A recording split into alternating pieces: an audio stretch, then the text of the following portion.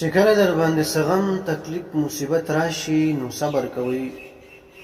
په دغه وخت کې دا په تاسو باندې د الله یو امتحان وي او په دغه امتحان کې د کامیابېدلو دپاره ستاسو دپاره ضروري دا خبره ده چې تاسو صبر وکئ.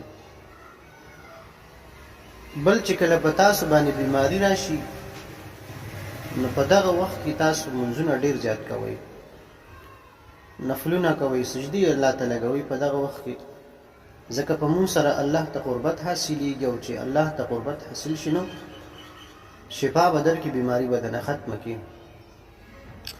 بل په ځوانۍ کې توبه وباسئ، ځکه ځوانۍ په زور کې کله انسان وي نو د هغه نه هر قسم ګناهونه کېږي.